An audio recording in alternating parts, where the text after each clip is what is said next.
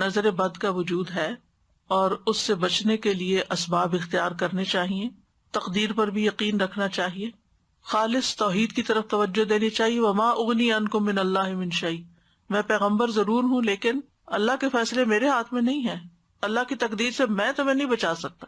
سبحان اللہ، پیغمبر کہہ رہے پیغمبر نہ دنیا میں لوگوں کو برے انجام سے بچا سکتے ہیں اور نہ آخرت میں بچا سکتے، ان کا کام پیغام پہنچانا ہے بس. اور زندگی کا ایک اہم اصول ہمیں پتہ چل رہا ہے کہ اگر ہمیں اپنے روزمرہ کی زندگی میں کسی چیز کا خطرہ محسوس ہو رہا ہو تو اس کے بارے میں ہمیں محتاط رہنا چاہیے، لیکن اس کے ساتھ ساتھ زندگی روکی تو نہیں جا سکتی. احتیاط کا مطلب سفر روک دینا نہیں ہوتا.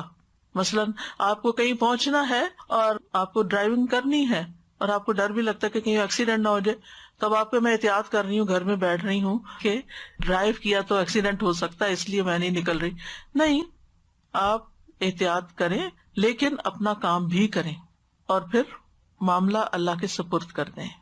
تو بہرحال یہ تھا نظر بد کے بارے میں قرآن سے جو حکم ہمیں ملتا ہے یا واقعہ ہمیں ملتا ہے، اور اسی طرح جو نبی صلی اللہ علیہ وسلم کے ساتھ کفار معاملہ کر رہے تھے. تو ان ساری باتوں سے یہ پتہ چلتا ہے کہ بہرحال نظر بد کا ایک وجود ہے اور یہ لوگوں پر اثر انداز ہوتی ہے. اب اس کی کچھ قسمیں ہیں. پہلی ہے مخلوق کے اعتبار سے نظر کی اقسام. مخلوق کے اعتبار سے، جس میں انسانوں کی بھی نظر لگتی ہے، جنوں کی بھی لگتی ہے، جانوروں کی بھی لگتی ہے. جی، انسانی نظر، جناتی نظر اور حیوانی نظر. انسانی نظر میں ام سلمہ سے مروی ہے کہ ان کے گھر میں ایک لڑکی دیکھی گئی جس کے چہرے پہ کالے دھبے پڑ گئے تھے. تو نبی صلی اللہ علیہ وسلم نے دیکھ کے فرمایا اس پہ دم کرو کیونکہ اسے نظر لگ گئی ہے، یعنی اس کا رنگ خراب ہو گیا ہے. پھر جنات کی نظر، جیسے انسان نظر لگاتے ہیں ایسے جن بھی انسانوں کو دیکھتے ہیں.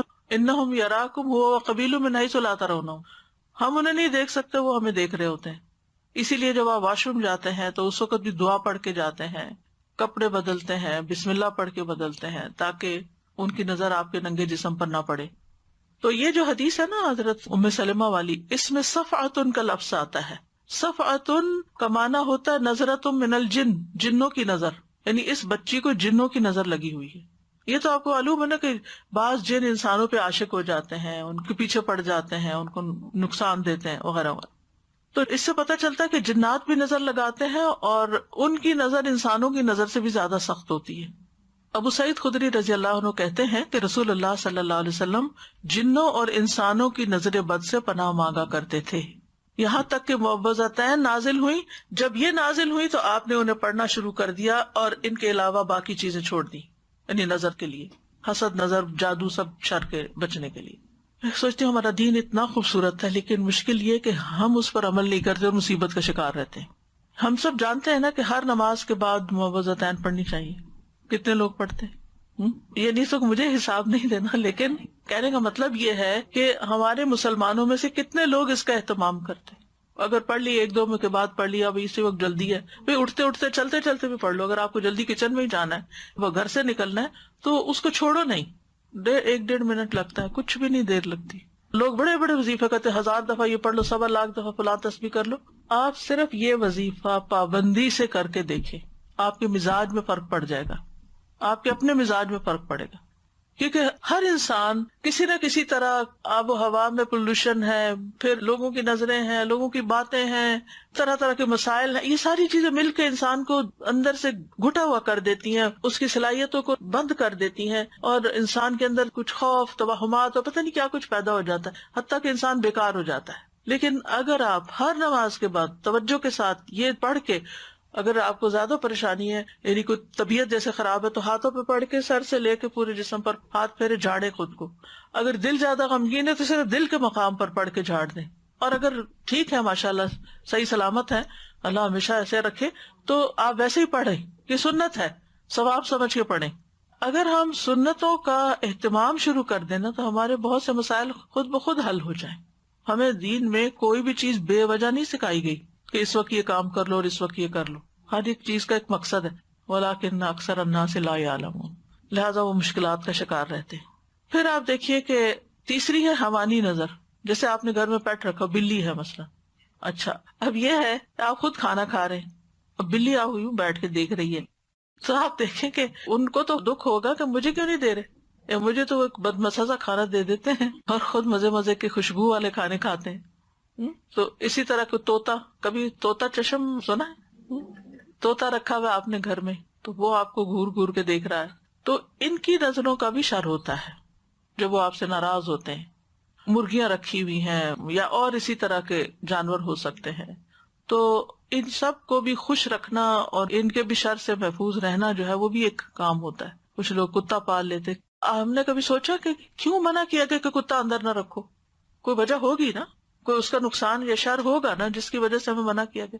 لعاب دہن کا تو ہم سب کو پتہ ہی ہے کہ اس کے اندر ایسی چیزیں ہیں کہ جو نقصان دیتی ہیں، لیکن اس کے علاوہ اس کی نگاہوں کا بھی شر ہو سکتا ہے، اور یہ بھی اس کی فطرت کے ہو سکتا ہے کسی وقت وہ غصے میں آ جائے اور آپ ہی کو چیٹ پھاڑ کرے.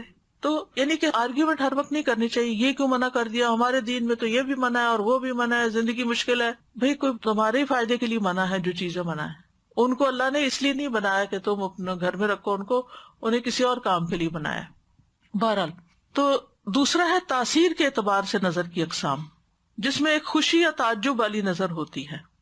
جیسے آپ اپنے بچے کو دیکھتے ہیں کہ ماشاءاللہ بہت اچھا ہے، پیارا ہے، اور آپ کی ہر بات مان لیتا ہے، نماز بھی پڑھ لیتا ہے اور بھی کام کرتا جا رہا ہے، تو آپ بہت خوش ہو جاتے ہیں اس سے، اور یکا بگڑ کے بیٹھ جاتا ہے، نمازیں چھوڑ دیتا ہے، غلط سلط کام کرنے لگتا ہے. تو آپ کو سمجھ نہیں آتی کہ اس کو کیا ہو گیا. کئی ماؤں کو آپ نے کہتے ہوئے سنا گا یہ میرا بچہ سب سے شریف بچہ تھا اور یہی مجھے سب سے زیادہ ستا رہا ہے. تو اس میں ایک وجہ ہو سکتی ہے کہ یعنی نظر لگی ہوئی، اور آپ ہی کی اپنی ہی لگی ہوئی. وہ حسد کی نظر نہیں ہوتی، وہ پیار کی نظر اور تعجب کی نظر، خوشی کی نظر. کیونکہ آپ نے جب دیکھا تو اللہ کا نام نہیں لیا، بارک اللہ نہیں کہا، کوئی دعا نہیں دی، الحمدللہ نہیں کہا.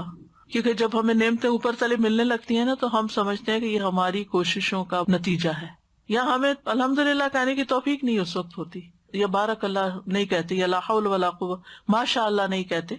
وہ باغ والے کا قصہ سورۃ الکہف میں آتا ہے نا، تو اللہ تعالیٰ فرماتے ہیں وَلَوْلَا إِذْ دَخَلْتَ جَنَّتَكَ قُلْتَ مَا شَاءَ اللَّهُ لَا قُوَّةَ إِلَّا بِاللَّهِ إِن تَرَنِي أَنَا أَقَلَّ مِنْكَ مَالًا وَوَلَدًا. جب تو اپنے باغ میں داخل ہوا تو تو نے یہ کیوں نہ کہا ما شاء اللہ لا قوة الا باللہ. اپنا باغ ہے، اپنا گھر ہے. کبھی ایسا ہوتا ہے نا کہ آپ سارا گھر خوب صاف کر لیتے ہیں، چمک اٹھتا ہے، آپ ہر چیز نئے سرے سے جگہ بدل کے رکھتے ہیں، تو ایسا لگتا ہے کہ نئے گھر میں آ گئے. تو اس وقت ہم دیکھا میں نے کتنی محنت کی، دیکھا میں جب دل خوش ہو تو ماشاء اللہ کہیں، اپنا گھر دیکھ کے بھی ماشاء اللہ کہیں، اپنی شکل دیکھ کے ماشاء اللہ کہیں اگر بہت اچھی لگ رہی. اکثر لوگوں کو شکوہ ہی رہتا ہے. پھر اسی طرح محبت کرنے والے کی نظر لگنا. ابن حجر کہتے ہیں نظر کبھی خوشی اور تعجب کی صورت میں بھی لگ جاتی ہے، اگرچہ وہ حسد کے بغیر ہی کیوں نہ ہو، اگرچہ وہ کسی محبت کرنے والے کی طرف سے ہو، اگرچہ وہ کسی نیک آدمی کی طرف سے ہو. اور اگر کسی آدمی کو کوئی چیز اچھی لگے تو اس کو فوراً اس چیز کے لیے برکت کی دعا کرنی چاہیے جو اس کو اچھی لگی ہے، یہ اس کی طرف سے دم ہو جائے گا. یعنی کسی نے کوئی اچھی بات کہی، کوئی اچھا کام کیا، فوراً کہیں بارک اللہ فیکم، اللہ تمہیں برکتیں دے، تاکہ وہ جو اچھا کر رہا ہے نا اس میں اور اضافہ ہو جائے، یہ نہ ہو کہ وہ پہلا بھی ہاتھ سے جائے. پھر ہے حسد کرنے والے کی نظر. یہ جو نظر بد ہے یہ حاسد اور خبیث نفس سے نکلتی ہے، اس کا مالک بھی خبیث ہوتا ہے، نہیں ایسی نظر والا. اور اس میں اصل میں نعمت کے ختم ہونے کی خواہش ہوتی ہے جو اللہ نے محسود کو دی ہے. جیسے اہل کتاب نبی صلی اللہ علیہ وسلم سے حسد رکھتے تھے اور کیا چاہتے تھے، لو یردونکم من بعد ایمانکم کفارا حسدا من عند انفسہم من بعد ما تبین لہم الحق. یعنی وہ کیا چاہتے ہیں کہ تمہارے ایمان کے بعد پھر سے تمہیں کافر بنا دیں اپنے دلوں کے حسد کی وجہ سے، اس کے بعد کہ حق ان کے لیے خوب واضح ہو چکا ہے. پھر ایک ہے بیمار کر دینے والی نظر، اور یہ وہ نظر ہے کہ جس کے لگنے سے انسان کے اندر جسمانی بھی اور روحانی بیماریاں پیدا ہو سکتی ہیں. نبی صلی اللہ علیہ وسلم نے فرمایا بے شک نظر بد آدمی کو اللہ کے حکم سے دیوانہ کر دیتی ہے، مجنون کر دیتی ہے، نفسیاتی مریض بنا دیتی ہے. پھر ہے العین المعطلہ متلفہ، کسی خاص عضو کو بیکار کر دینے والی نظر. یعنی جسم کا کوئی حصہ بہت خوبصورت کسی کو لگ رہا ہے اور وہ دیکھتا ہے تو وہ حصہ کام کرنا چھوڑ دیتا ہے، شل ہو جاتا ہے یا بیکار ہو جاتا ہے. پھر آگ والی نظر، مہلک نظر، اور یہ وہ قسم ہے کہ جس کو لگتی ہے اس کے اوپر فوری شدید ترین اثر ہوتا ہے. اسمائی کہتے ہیں میں نے ایک آدمی کو دیکھا، اس کی نظر بہت کثرت سے لگتی تھی. اس نے کسی گائے کے متعلق سنا کہ اس کو اس کے دودھ کی دھار کا نکلنا اچھا لگا، تو اس نے کہا ان میں سے کون سی گائے ہے؟ تو انہوں نے اس گائے سے توریہ کرتے ہوئے کہا کہ فلاں گائے ہے. کوئی اور گائے بتا دی. وہ دودھ والی نہیں بتائی کہ اس کو نظر نہ لگ جائے. ہوا یہ کہ دونوں ہی ہلاک ہو گئی, دودھ والی بھی اور دوسری بھی.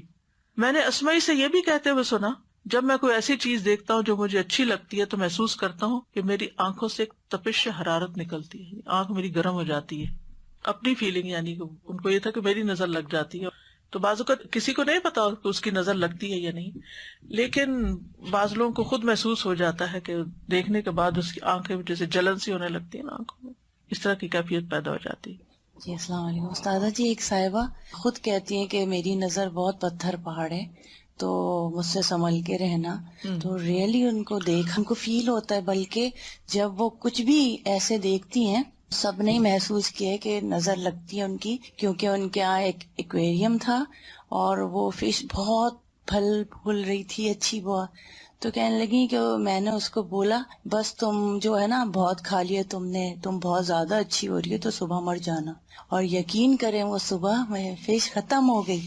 اور ایک دن وہ آئی اور انہوں نے کہا وہ تمہارے گلاس کتنے پیارے ہیں, لیکن ماشاءاللہ نہ میں کہہ سکی, بھول گئی. اور تو صبح میں وہ دونوں گلاس جب ڈش واشر سے نکالے اسی کونے سے جہاں انہوں نے کہا تھا نا اس کے کونے کتنے پیارے ہیں جو اوپر کی, وہ دونوں ٹوٹے ہوئے تھے. تو ماشاء اللہ کہنا بہت بہت ضروری. اگر وہ نہیں کہہ رہی تو خود کہنا ضروری ہے. ماشاء اللہ. اب نظر لگنے کی وجوہات کیا ہوتی ہیں؟ پہلی بات یہ کہ جو کچھ ہوتا ہے اللہ کے حکم سے ہوتا ہے. ان الحکم الا للہ. اللہ سبحانہ تعالیٰ نے چونکہ یہ زندگی, یہ دنیا آزمائش کے لیے بنائی ہے, تو جس طرح اور چیزیں کچھ ہمارے لیے بیماری کا باعث بنتی ہیں, وائرسز ہیں, بیکٹیریاز ہیں, جراثیم ہیں, ایسے ہی یہ چیز بھی امتحانوں میں سے ایک امتحان ہے, اللہ کے لشکروں میں سے ایک لشکر ہے. پھر اسی طرح یہ یاد رکھنا چاہیے کہ ما اصاب من مصیبت الا باذن اللہ, اللہ کے اذن سے ہی مصیبت آتی. پھر یہ کہ یہ تقدیر میں تکلیف لکھی ہوتی ہے, اس کا سبب بن جاتا ہے کوئی. نبی صلی اللہ علیہ وسلم نے فرمایا نظر لگنا برحق ہے, اگر کوئی چیز تقدیر پر غالب آ سکتی تو وہ نظر بد ہے. ایک وجہ یہ بھی ہے کہ انسان کی زندگی میں اذکار اور تلاوت اور اللہ کے نام کی کمی ہوتی ہے. ابن قیم کہتے ہیں کہ نظر بد ایک قسم کے تیر ہوتے ہیں جو محسود اور معیون کی طرف حاسد یعنی حسد کرنے والے اور نظر لگانے والے کے نفس سے نکلتے ہیں. کبھی ان کا نشانہ لگ جاتا ہے, کبھی خطا ہو جاتا ہے. پھر اگر یہ تیر اس کو ننگا پاتے ہیں, اس پر کوئی بچاؤ کا سامان نہیں, یعنی اذکار وغیرہ کی کوئی لیئر نہیں, اور یہ کہ صبح شام کے اذکار کی حفاظت کرنے والا نہیں, تو تیر اس کو لگ جاتا ہے اور اس پر اثر انداز ہو جاتا ہے. پھر اسی طرح یہ ہے کہ بعض اوقات اذکار وغیرہ پڑھنے کے باوجود بھی نظر لگ جاتی, اور وہ انسان کا امتحان ہوتا ہے, تقدیر ہوتی ہے, آزمائش ہوتی ہے. اب اس کی علامات کیا ہوتی ہیں؟ کچھ تو جسمانی عوارض ہوتے ہیں, یعنی بیماریاں ہوتی ہیں, جیسے چہرے پہ دھبے پڑ جانا. وہ حضرت ام سلمہ والی حدیث میں جس بچی کے چہرے پر دھبے تھے سیاہ, تو نبی صلی اللہ علیہ وسلم نے اس کے لیے دم کرنے کا کہا. پھر بلا وجہ رونا آتے جانا, جیسے بچے بلا وجہ روتے چاہتے روتے, انہیں اٹھا رہے ہیں, بہلا رہے ہیں, کھلا رہے ہیں, پلا رہے ہیں, کچھ دے رہے ہیں, ان کو اثر ہی نہیں. اللہ اکبر. شاید آپ کو بھی کبھی یہ واقعہ پیش آیا ہو, بڑا بھی ہو سکتا ہے نا, بے وجہ رونا آتا چلا جاتا ہے, آتا چلا جاتا ہوتا ہے نا. یہ جو بچوں کا بلا وجہ روتے جانا, اس کی دلیل یہ ہے کہ ایک مرتبہ نبی صلی اللہ علیہ وسلم تشریف لائے تو ایک بچے کے رونے کی آواز سنی. فرمایا یہ بچہ کیوں رو رہا ہے؟ کیا تم نے اس کو نظر بد کا دم نہیں کروایا؟ یعنی اس کو نظر لگی ہوئی ہے اس لیے رو رہا ہے. پھر بچوں کا کمزور ہو جانا, سب کچھ کھا رہے پی رہے ہیں, بڑھ ہی نہیں رہے. آپ صلی اللہ علیہ وسلم نے اسما بنت امیس سے کہا کیا بات ہے, میں اپنے بھائی یعنی جعفر کے بیٹوں کے جسموں کو دبلا پتلا دیکھتا ہوں, کیا انہیں فقر و فاقہ رہتا ہے؟ انہوں نے کہا نہیں, بلکہ انہیں نظر بد بہت جلد لگ جاتی ہے. آپ نے فرمایا انہیں دم کرو. انہوں نے آپ کے سامنے چند کلمات پیش کیے تو آپ نے فرمایا انہیں دم کرو, یہ ٹھیک ہے, یہ پڑھ کے دم کر دو. پھر اسی طرح بعض اوقات گرنا اور پھسلنا, یعنی آپ چل رہے ہیں, ٹھیک ٹھاک چل رہے ہیں, جیسے اس دن کسی بہن نے کہا تھا کہ ان کا پاؤں فریکچر ہو گیا تھا چلتے چلتے, یا اسی طرح انسان گر پڑتا چلتے ہوئے, یا اوپر سے پھسل جاتا ہے, یا کوئی بھی ایسی وجہ بھی بن جاتی, یعنی ٹھیک چل رہا ہوتا ہے معاملہ اور اچانک بے وجہ کوئی ایسی مصیبت آ پڑتی ہے. رسول اللہ صلی اللہ علیہ وسلم نے فرمایا بے شک نظر آدمی کو دیوانہ کر دیتی ہے اللہ کے حکم سے, حتیٰ کہ کبھی ایسا ہوتا ہے کہ وہ اونچی جگہ پر چڑھتا ہے پھر وہاں سے گر پڑتا ہے. ابن عباس کہتے ہیں نبی صلی اللہ علیہ وسلم نے فرمایا نظر کا لگ جانا برحق ہے اور یہ اوپر چڑھنے والے کو پھسلا دیتی ہے. کبھی جان خطرے میں پڑ جاتی, شدید بیماری لاحق ہو جاتی ہے. عبداللہ بن عامر کہتے ہیں کہ عامر بن ربیعہ اور سہل بن حنیف یا حنیف دونوں غسل کرنے کے ارادے سے نکلے. وہ کوئی اوٹ تلاش کر رہے تھے کہ چھپ کے ذرا نہا لیں. سہل نے اون کا جبہ اتارا. عامر کہتے ہیں میں نے اسے دیکھا تو اسے میری نظر لگ گئی. وہ پانی میں اتر کر نہانے لگ گیا. میں نے پانی میں اس کے بڑبڑانے کی آواز سنی. میں اس کے پاس آیا, 3 دفعہ آواز دی, اس نے جواب نہ دیا. پھر میں نبی صلی اللہ علیہ وسلم کے پاس آیا اور ساری بات بتائی. آپ تشریف لائے اور پانی میں داخل ہو گئے. گویا میں اب بھی آپ کی پنڈلیوں کی سفیدی دیکھ رہا ہوں. آپ نے اس کے سینے پر 3 دفعہ ہاتھ مارا, پھر یہ دعا دی, اللہم اذہب عنہ حرہا وبردہا ووصبہا, اے اللہ اس کی گرمی اور سردی اور بیماری اور لاغری دور کر دے. پھر کھڑے ہوئے اور فرمایا, جب کسی کو اپنے بھائی کا وجود یا کوئی مال پسند آئے تو اس کے لیے برکت کی دعا کرے, کیونکہ نظر کا لگ جانا برحق ہے. یعنی وہ اتنی دیر میں ہی جیسے گویا کہ دنیا سے جانا شروع ہو گئے ہیں.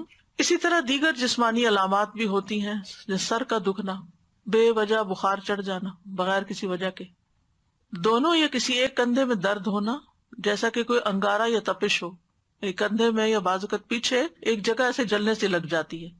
پشت کے نچلے حصے میں درد ہونا, یعنی بیک بون پہ نیچے کی طرف.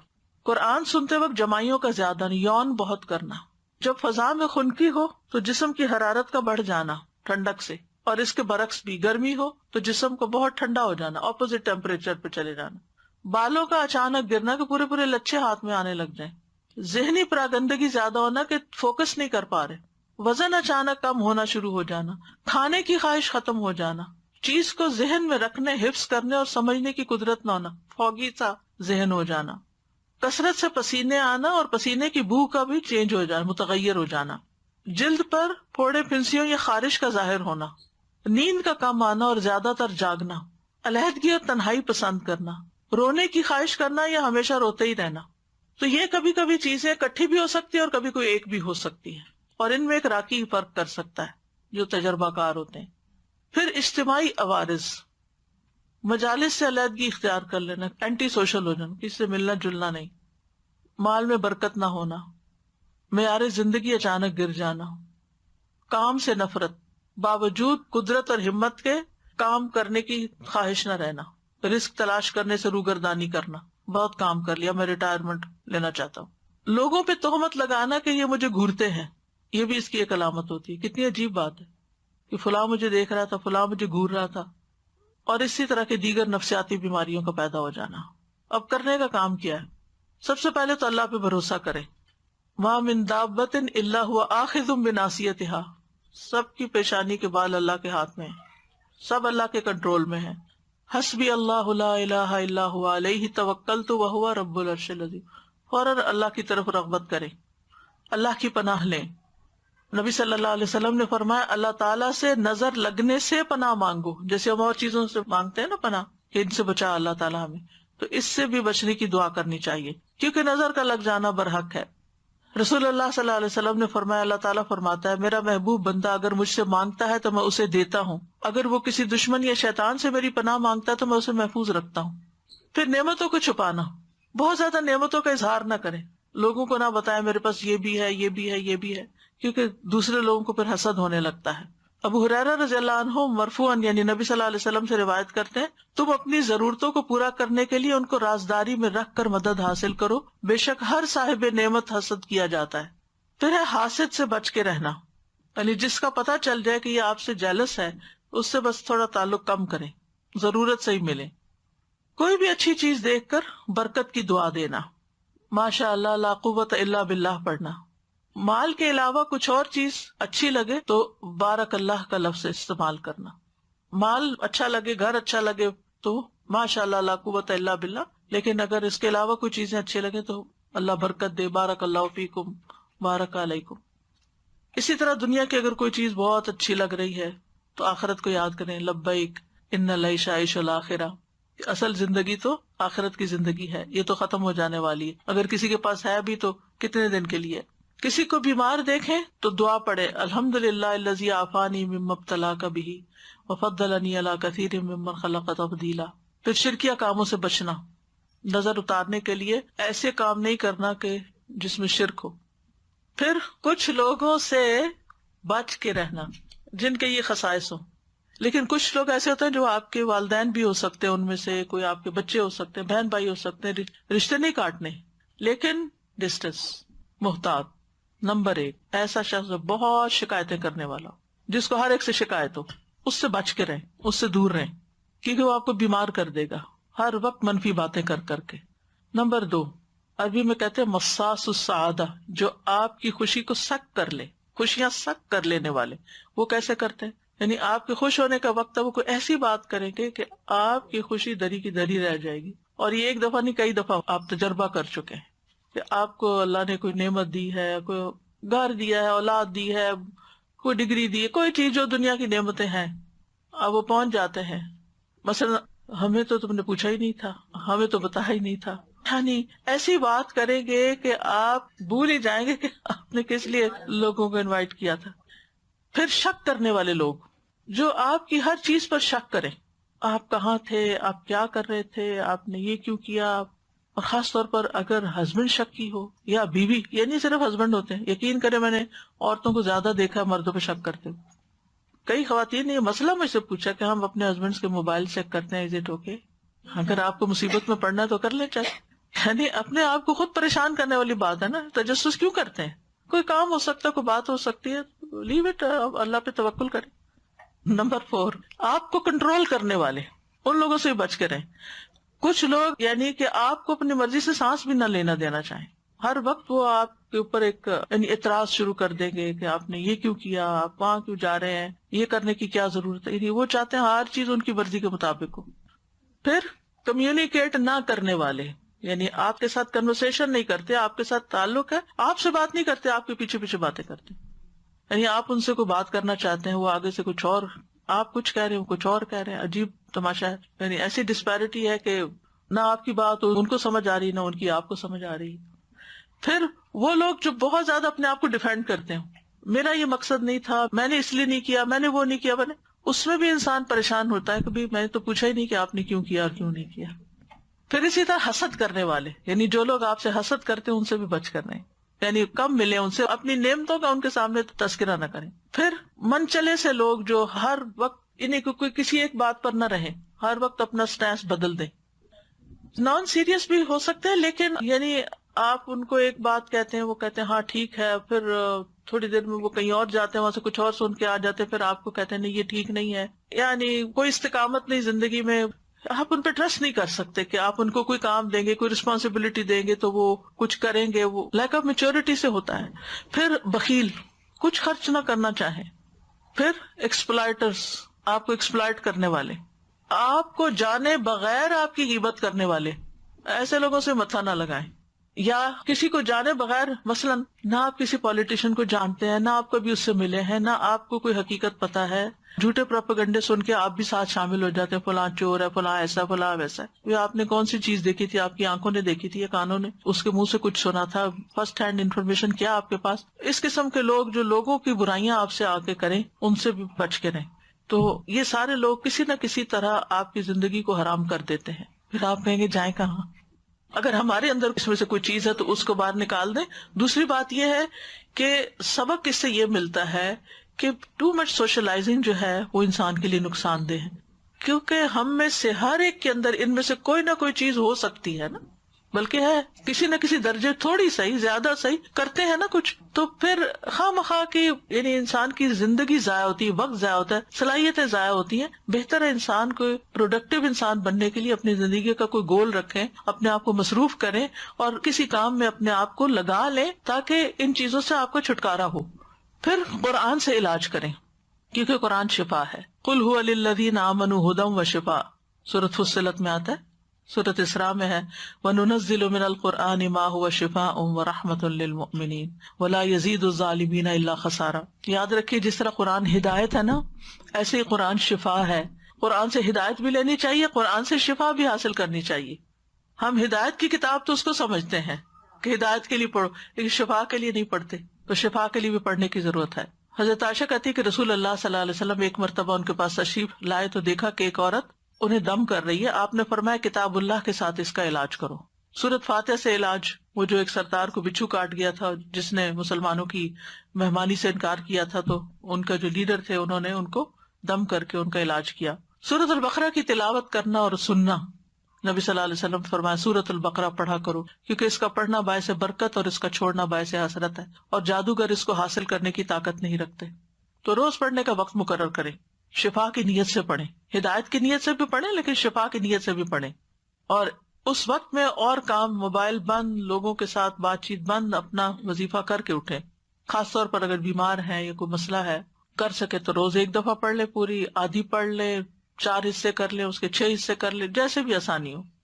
پھر نظر اور حسد سے متعلق جو آیات ہیں ان کی تلاوت کرنا، جیسے وَإِن يَكَادُ الَّذِينَ كَفَرُوا، یہ ایک کارڈ ہے بڑا خوبصورت سا ایول آئی کے بارے میں. یہ جو میں آپ کو معلومات دے رہی ہوں اس میں سے کچھ معلومات بھی آپ کو اس میں ملیں گی اور دعائیں بھی ملیں گی. پھر اسی طرح نظر اور تکلیف کو دور کرنے والی دعائیں، یہ کارڈز موجود ہیں، ان سے فائدہ اٹھائیں.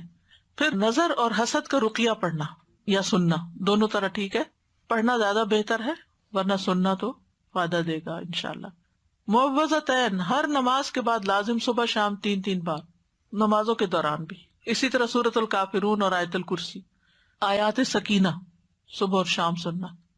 تیسرا ہے دعاؤں اور دم کے ذریعے علاج. صبح و شام آذان کو تکرار کے ساتھ غور سے سننا. اب یہاں چونکہ آذان نہیں ہوتی کہیں تو کمپیوٹر پہ لگا لیں اور اچھی طرح اس کو توجہ سے سنیں. اور اگر آپ مسجد جاتے ہیں تو اللہ کے لیے باتیں کرنے کی بجائے توجہ سے اذان سن کے جواب دے کے دعا کریں اپنے لیے، وہ قبولیت کا وقت ہوتا ہے. پھر اسی طرح نظر لگنے پر دم کرنا. حضرت عائشہ فرماتی کہ رسول اللہ صلی اللہ علیہ وسلم نے مجھے حکم دیا کہ نظر بد لگ جانے پر دم کر لیا جائے. بخاری کی روایت ہے. امر ان یسترقى من العین. یہ جو لوگوں میں غلط فہمی پائی جاتی ہے نا، کسی سے رقیہ نہیں کرانا چاہیے. اب یہاں پر آپ دیکھیں یہ حدیث ہے بخاری کی. حضرت عائشہ کہتی ہیں امرنی رسول اللہ صلی اللہ علیہ وسلم ان یسترقى من العین. مجھے نبی صلی اللہ علیہ وسلم نے حکم دیا کہ نظر بد لگ جانے پہ دم کر لیا جائے. یہ حکم ہے آپ کا کہ علاج کرو اس سے. مسلم کی روایت میں آتا ہے انس بن مالک رضی اللہ عنہ سے دم کرنے کے بارے میں، انہوں نے کہا بخار، پہلو کے پھوڑے اور نظر بد میں دم کرنے کی اجازت دی گئی ہے، یعنی اس کا علاج دم سے کر سکتے ہیں. ہاں، شرکیہ دم سے بچنا چاہیے. جس دم سے بچنے کا حکم ہے نا وہ شرکیہ دم ہے. عوف بن مالک کہتے ہیں ہم جاہلیت میں دم کیا کرتے تھے.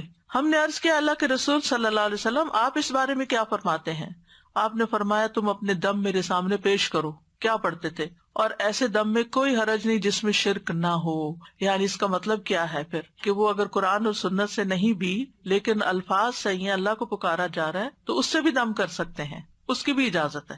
کیونکہ بعض لوگ اس پہ اعتراض اٹھا دیتے ہیں یہ جو آپ پڑھ رہے ہیں یہ سنت میں تو نہیں لکھا ہوا یہ لفظ. یعنی جب تھوڑا تھوڑا دین پڑا ہوتا ہے نا پھر ہر چیز میں ہم آبجیکشن شروع کر دیتے ہیں، اس کی ڈیپتھ میں جائے بغیر، اس کے اصل مقصد کو سمجھے بغیر. نظر بد کا ایک خاص علاج غسل ہے. جس کی نظر لگی ہو اس کے جسم کا وضو کے اعضاء کا پانی لے کر جسے نظر لگی ہو اس کے کندھوں پہ زور زور سے بہانا چاہیے، ایسے پھینکنا چاہیے اس کو. حضرت عائشہ فرماتی ہیں کہ آپ کے زمانے میں نظر لگانے والے کو حکم دیا جاتا تھا کہ وہ وضو کرے، پھر اس کے استعمال شدہ پانی سے جسے نظر لگی ہوتی اسے غسل دیا جاتا. اس کا طریقہ کیا ہے؟ جب آپ نے حضرت عامر کو وضو کا حکم دیا تو انہوں نے اپنا چہرہ، ہاتھوں، کونیوں اور دونوں گھٹنے تک ٹانگیں، صرف پاؤں نہیں، گھٹنے تک، تھوڑا سا ٹانگوں کا اندرونی حصہ، ان کو دھویا اور پھر اس پانی کو کلیکٹ کیا گیا اور حضرت سہیل کے پیچھے کندھوں پر پھینکا گیا، جس کی وجہ سے ان سے اثر دور ہو گیا. یعنی ایک آدمی ان کے سر پر ان کے پیچھے سے پانی بہا رہا تھا، ٹھیک ہے نا، کیونکہ اگر آگے سے بہائیں گے تو منہ میں چلا جائے گا. پیچھے سے پیالے کو الٹ رہا تھا. جو ہی غسل ختم ہوا حضرت سہیل اس طرح چل دیے جیسے کوئی تکلیف ہی نہ ہوئی. جو ہاتھ دھونے کا حکم ہے نا وضو کی طرح نا کونیوں تک دھونے ہوتے ہیں ہاتھ، ٹھیک ہے، پاؤں بھی گھٹنوں تک. پتہ نہیں کس کی لگی ہے تو جس مجلس میں لگی ہے اس کے سارے لوگ ایک پیالے میں پانی کے اندر ہاتھ ڈالیں جی، اور پھر اس پیالے سے اس کے اوپر وہ پانی ڈالا جائے، چھینٹے مارے جائیں. اگر وہ چلا گیا ہے اب تو اس کی اگر کوئی بھی چیز ہے، اگر وہ چائے پی کے گیا مثلا تو جس کپ میں اس نے چائے پی ہے نا وہ اس کا پانی لے لیا جائے. اگر اس کا کوئی کپڑا یا کوئی چیز ہے تو وہ پانی میں ڈبو لی جائے. یہ اس سے شفا ہو جاتی ہے. اصل میں اگر دین نہیں پڑھا نا اس لیے برا مانتے ہیں. اگر مجھ سے کوئی کہے کہ پانی دے دے تو میں تو دے دوں گی، مجھے تو کوئی مسئلہ نہیں ہے، میں تو انسان ہوں، کمزور ہو سکتا ہے، میری نظر لگ گئی ہے، نظر برحق ہے، کیا ہوا؟ محبت سے بھی لگ جاتی ہے. تو اگر نہیں پتا نا تو یہ میں کہہ رہی ہوں کہ جہاں آپ کو لگا کہ اس مجلس میں گئی تھی اور یہاں لگی تھی، وہاں جتنے لوگ ہیں ان سے ریکویسٹ کریں کہ یہ پانی کا پیالہ ہے، اس کے اندر ہاتھ ڈال دیں، بس ہاتھ ڈالنا ہے سب نے، بس انہیں بتا دیں کہ یہ نظر کا علاج ہے اور سب کا پانی لے رہے ہیں تاکہ کوئی ایک پن پوائنٹ نہ ہو. ٹھیک ہے نا. پھر قرآنی آیات پڑھی جائیں جن میں لفظ حسد آتا ہے، جیسے کفارن حسدن من عند انفسہم، البقرہ 109، النساء 54، ام یحسدون الناس والی آیت. پھر سورۃ طٰہٰ 131، ولا تمدن عینیک الی ما متعنا بہ. سورۃ کہف 39، ولولا اذ دخلت جنتک قلت ما شاء اللہ. پھر سورۃ الملک 1-4، فرجع البصر هل تری من فطور والی آیت جو ہے نا، تبارک الذی سے لے کے ینقلب الیک البصر خاسئا وهو حسیر تک. پھر وَإِن يَكَادُ الَّذِينَ كَفَرُوا لَيُزْلِقُونَكَ والی آیت سورۃ القلم 51. پھر سورۃ الاسراء کی آیت 82، وَنُنَزِّلُ مِنَ الْقُرْآنِ مَا هُوَ شِفَاء. پھر سورۃ الشعراء وَإِذَا مَرِضْتُ فَهُوَ يَشْفِينِ. پھر سورۃ فصلت آیت 44، وَلَوْ جَعَلْنَاهُ قُرْآنًا أَعْجَمِيًّا. پھر مسنون دعائیں ہیں، اعوذ بکلمات اللہ التامۃ من کل شیطان وہامۃ ومن کل عین لامۃ. میں پناہ لیتا ہوں اللہ کے پورے پورے کلمات کے ذریعے اور ہر ایک شیطان سے اور ہر زہریلے جانور سے، ہامہ، اور ہر نقصان پہنچانے والی بری نظر سے، لامہ. پھر اولاد کو اللہ کی پناہ میں دینا، جیسے نبی صلی اللہ علیہ وسلم صحیح بخاری کی روایت میں آتا ہے کہ حضرت حسن اور حسین کے لیے پناہ طلب کیا کرتے تھے، اوعظکما کہہ کے. اور یہ جو ہامہ ہے نا، ہامہ ہر موذی جانور ہوتا ہے، کیڑے مکوڑے، سانپ، بچھو وغیرہ ساری چیزیں آ جاتی ہیں اس میں. پھر صحیح مسلم کی روایت میں بسم اللہ ارقیک من کل شیء یؤذیک من شر کل نفس وعین حاسد اللہ یشفیک بسم اللہ ارقیک. دوسرے کو آپ دم کریں. یہ جبریل علیہ السلام نے نبی صلی اللہ علیہ وسلم پر دم کیا تھا. اب وہ جو لوگ کہتے دم نہیں کرانا چاہیے تو پھر آپ انکار کر دیتے جبریل میں نے تو نہیں کرانا، تو میں ویسے ہی ٹھیک ہو جاؤں گا. سنن ابن ماجہ کی روایت ہے، نبی صلی اللہ علیہ وسلم کی خدمت میں جبریل حاضر ہوئے علیہ السلام، کہنے لگے اے محمد کیا آپ بیمار ہیں؟ آپ نے فرمایا جی ہاں. تو انہوں نے کہا بسم اللہ ارقیک من کل شیء یؤذیک من شر کل نفس وعین حاسد اللہ یشفیک بسم اللہ ارقیک. اللہ کا نام لے کے رقیہ کیا. ارقیک کا مطلب میں تمہیں رقیہ کرتا ہوں، دم کرتا ہوں. تو شرعی رقیہ کرانا جائز ہے. صحیح مسلم میں ہے بسم اللہ یبریک ومن کل داء یشفیک ومن شر حاسد اذا حسد وشر کل ذی عین. اللہ کے نام کے ساتھ وہ آپ کو صحت دے اور ہر بیماری سے شفا دے، اور حاسد کے شر سے جب وہ حسد کرے، اور ہر بری نظر والے کے شر سے. حضرت عائشہ تو یہ کہتی ہے کہ صحیح مسلم کی روایت میں کہ جب کبھی نبی صلی اللہ علیہ وسلم بیمار ہوتے تو جبریل یہ پڑھ کر ان پہ دم کرتے تھے، یہ والی دعا. تو بسم اللہ یبریک، یبریک کا مطلب اللہ آپ کو شفا دے، بری کر دے اس سے. پھر امسح البأس رب الناس بیدک الشفاء لا کاشف لہ الا انت. اے لوگوں کے رب اس تکلیف کو دور فرما، شفا تیرے ہاتھ میں ہے، تیرے علاوہ کسی سے کہیں شفا نہیں مل سکتی. حضرت عائشہ کہتی ہیں میں رسول اللہ صلی اللہ علیہ وسلم پر نظر بد سے حفاظت کے لیے دم کرتی تھی. کرنے والا کون ہے اور کس پر کیا جا رہا ہے؟ جبریل کا تو سمجھ میں آتا ہے.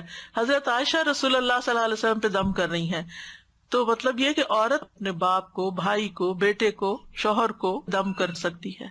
کہ میں رسول اللہ صلی اللہ علیہ وسلم پر نظر بد سے حفاظت کے لیے دم کرتی تھی، وہ اس طرح کہ میں اپنا ہاتھ ان کے سینے پر رکھتی اور یہ دعا کرتی امسح البأس رب الناس بیدک الشفاء لا کاشف لہ الا انت. اے لوگوں کے رب اس تکلیف کو دور فرما، شفا تیرے ہاتھ میں ہے، تیرے علاوہ اسے کہیں اور سے شفا نہیں مل سکتی. پھر ایک اور ہے اذهب البأس رب الناس اشفی انت الشافی لا شفاء الا شفاؤک شفاء لا یغادر سقما. اے لوگوں کے رب اس تکلیف کو دور فرما، مجھے شفا عطا فرما، تو ہی شفا دینے والا ہے، تیرے علاوہ کسی کی شفا کچھ نہیں کر سکتی. ایسی شفا عطا فرما جو بیماری کا نام و نشان بھی نہ چھوڑے. اور پھر اس کے علاوہ کچھ اور مسنون دعائیں جیسے اللہم انی اسألک من الخیر کلہ عاجلہ وآجلہ ما علمت منہ وما لم اعلم واعوذ بک من الشر کلہ عاجلہ وآجلہ ما علمت منہ وما لم اعلم. اور اللہم انی اسألک من خیر ما سألک عبدک ونبیک واعوذ بک من شر ما عاذ بہ عبدک ونبیک. اللہم انی اسألک الجنۃ وما قرب الیہا من قول وعمل واعوذ بک من النار وما قرب الیہا من قول وعمل واسألک ان تجعل کل قضاء قضیتہ لی خیرا. تو یہ ہر قسم کے شر سے حفاظت کی دعا ہے. پھر اعوذ بکلمات اللہ التامۃ من غضبہ وشر عبادہ ومن ہمزات الشیاطین وان یحضرون. میں اللہ کے کامل کلمات کی پناہ میں آتا ہوں اس کی ناراضگی سے، اس کے بندوں کی شرارتوں سے، شیطانوں کے وسوسوں سے، اور اس بات سے کہ وہ میرے پاس آئے. تو یہ ڈر اور گھبراہٹ کے وقت کی دعا ہے. نبی صلی اللہ علیہ وسلم صحابہ کو یہ سکھاتے تھے. اب کون انسان ہے جو کہے کہ مجھے کبھی گھبراہٹ نہیں ہوئی؟ بلا وجہ بعض اوقات بیٹھے بیٹھے گھبراہٹ شروع ہو جاتی ہے، سمجھ نہیں آتی کیا وجہ ہوئی ہے. تو اس سے نکلنا بہت جلدی ضروری ہے، ورنہ یہ چیزیں انسان کے اعصاب کو کمزور کر دیتی ہیں. پھر اعوذ بکلمات اللہ التامات من شر ما خلق شام کے وقت 3 بار. اور کسی جگہ اگر پڑاؤ کرے، کسی جگہ پر جائیں تو وہاں بھی پڑھ لیں. جہاں لوگوں کی گیدرنگ میں جائیں نا، وہاں بھی پڑھ لیا کریں کہ کسی کی نظر نہ لگے، کیونکہ انسان خاص طور پہ تیار ہو کے جاتا ہے. بسم اللہ الذی لا یضر، تو صبح شام ہے ہی 3 دفعہ. اور اللہم عافنی فی بدنی، اللہم عافنی فی سمعی، اللہم عافنی فی بصری، لا الہ الا انت، صبح شام 3 بار. تو یہ ساری چیزیں تو ہمارے دین نے ہمیں سکھا دی ہیں. ضرورت اس بات کی ہے کہ ہم ان پر عمل کرنے والے بنے. اللہ ہمیں توفیق عطا فرمائے. ڈاکٹر صاحب ایک کوشچن ہے کہ کچھ دعائیں تو ایسی ہیں جو مجھے دعا کیجئے یا آپ کے یہ جو گرین سا کارڈ ہے اس میں ملتی ہیں، لیکن کچھ ایسی چیزیں بھی ہیں جو آپ پڑھتی ہیں لیکن مجھے ان کا سورس نہیں ملتا، تو مجھے پلیز گائیڈ کر دیجئے. ایکچولی مشکل کیا ہے، 10 سال پہلے علم کچھ اور طرح تھا، پھر وقت کے ساتھ ساتھ دعا کرتے رہے کہ اللہ میرا علم زیادہ کر دیتا، اللہ تعالیٰ اور نئی چیزیں دکھا دیتا ہے. تو الحمدللہ اس لیے جیسے آج کچھ دعائیں آپ کو بتائی ہیں، یہ پہلے کبھی نہیں بتائی تھی. جیسے آیات بتائی ہیں نظر لگنے پر، اس سے پہلے کبھی نہیں بتائی. تو وہ پھر یہ ہے کہ سن کے لکھ لیا کریں جب میں بولتی ہوں. استاذہ پانی میں دم کر کے جو پلانے کا ہے وہ کون سا، صرف معوذتین ہے یا اور بھی کوئی دم ہے جس کو پڑھ کے دے دیں کہ کنٹینیوسلی پانی میں پیتے رہو اگر کسی پہ شک ہے کہ کچھ بھی نہیں ہو رہا ہے؟ پانی پہ بھی دم کر سکتے ہیں، شہد پہ کر سکتے ہیں، کلونجی پہ کر سکتے ہیں، دوائی پہ کر سکتے ہیں. یعنی جو دوا آپ کھاتے ہیں کوئی بیماری کے، اس پہ بھی دم کر سکتے ہیں. تو کوئی اسپیسیفک دم یا پورا رقیہ پڑھے یا صرف سورہ سب سے فاتحہ؟ بہترین رقیہ تو سورۃ فاتحہ ہے. سورہ فاتحہ. اگر اور کچھ نہیں پڑھنا تو سورۃ فاتحہ 1 دفعہ 3 دفعہ 7 دفعہ وہی پڑھ لیں. اور امیجن کر کے کر سکتے ہیں اگر پانی بھی نہیں پہنچ پا رہا یا نہیں پہنچ پا رہے ہیں کوئی انسان کے، اس کو امیجن کووڈ کے کر کے. پیشنٹ جو ہیں وہ اسپتال میں پڑے نا، آپ جا سکتے ہیں فون کر کے دم کر دیں، فون پہ بھی ہو سکتا ہے. فون پہ امیجن. جزاک اللہ. تو سر جیسے ہم خود نہیں کر سکتے تو جیسے بہت لمبا رکیا تو یوٹیوب کے اوپر رکیا ہے، تو ایسے کر سکتے ہیں کہ پانی کی بوتلیں آگے رکھ دیں اور رکیا چلتا رہے؟ وہ بھی چلتا رہے اور آپ بھی لیٹ جائیں اور بالکل بیچ میں کوئی ڈسٹربنس نہ ہو، کنٹینیوسلی وہ ہو، اور پھر اس پانی کو استعمال کر لیں. جیسے استاد صاحب ایک بچی کا سنا ہے، بہت ہی اچھے طریقے سے ان کا نکاح ہوا الحمدللہ، جوان دونوں، اور دونوں ایک دوسرے کو بہت پسند کرتے تھے، لیکن اچانک اتنا وہ بچہ ڈپریشن میں چلا گیا اور یہ بچی ڈپریشن میں چلی گئی اور ان کا ٹوٹنے کے اوپر آ رہا ہے. تو ڈیفینیٹلی ایسے ہی لگ رہا ہے کہ جیسے نظر، تو ان کو دم ہی کرنا چاہیے. بالکل. ایک بات یاد رکھیے، جتنی اس وقت میں دعائیں نہیں کروا رہی ہوں نا، یہ ساری انشاءاللہ دعائیں ایپ کے اندر جا رہی ہیں. کچھ چلی گئی ہیں، کچھ جائیں گی. یہ سارے لیکچرز بھی اس ایپ میں ڈلوا رہے ہیں تاکہ اگر کسی کو دوبارہ سننا ہو تو ادھر ادھر ڈھونڈنے کی بجائے اسی ایپ کے اندر سن لیں. اس کا ٹائٹل قریب و مجیب ہے، تو اس کے اندر یہ سارے ٹائٹل کے ساتھ سارے لیکچرز آڈیو بھی موجود ہوں گے، اور ان کے اندر کی جو دعائیں ہیں وہ نکال کے ٹیکسٹ کی صورت میں بھی انشاءاللہ ڈالیں گے. وآخر دعوانا ان الحمد للہ رب العالمین. سبحانک اللہم وبحمدک، اشہد ان لا الہ الا انت، استغفرک واتوب الیک. السلام علیکم ورحمۃ اللہ وبرکاتہ.